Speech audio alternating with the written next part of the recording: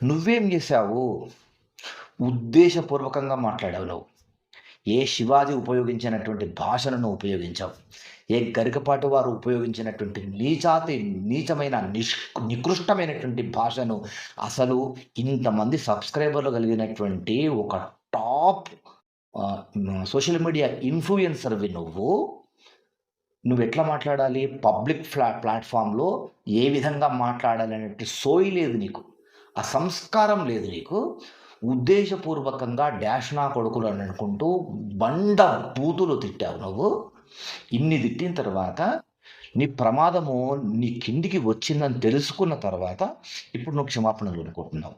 వాళ్ళు మాట్లాడినటువంటిది అందులో న్యాయం ఉన్నప్పటికీ కూడా పొరపాటు మాట్లాడి ఉంటే నువ్వు మాట్లాడిన దాంట్లో నువ్వు ఉద్దేశపూర్వకంగా మాట్లాడావు. నన్ను క్షమించండి అనంత మాత్రాన నిన్ను క్షమిస్తుందా జాతి అసలు? వ్యక్తులను తిట్టావు, తల్లులను తిట్టావు, పండితులను తిట్టావు, హిందువులను తిట్టావు, దేవతలను తిట్టావు. ఎట్లా ఊరుకుంటారు? నువ్వు బతికున్నంత కాలము నువ్వు విదేశాల్లోనే బతికి విదేశాల్లో చావాలి. పొరపాటున గనక బతకడానికి నువ్వు భారతదేశం వస్తే బతకడం కోసం వచ్చి చచ్చిపోతావు. అట్లా ఉంది పరిస్థితి ఇది.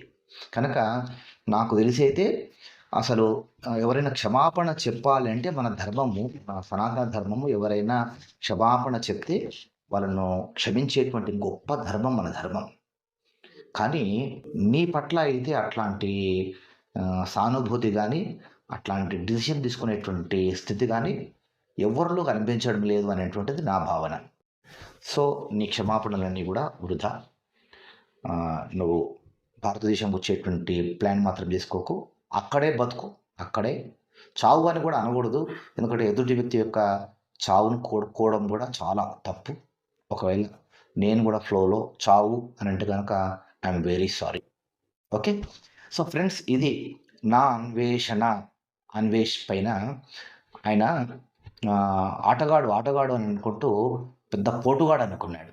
కానీ పోటుగాడు అనుకున్నటువంటి ఆటగాడిని సోషల్ మీడియా అనేటువంటి వేటాడడం వలన వీడు ఆటగాడు కాదు, కేటుగాడు, ఆటలు అరటిపండు అని సోషల్ మీడియా హిందువులు నిర్ధారించేశారు.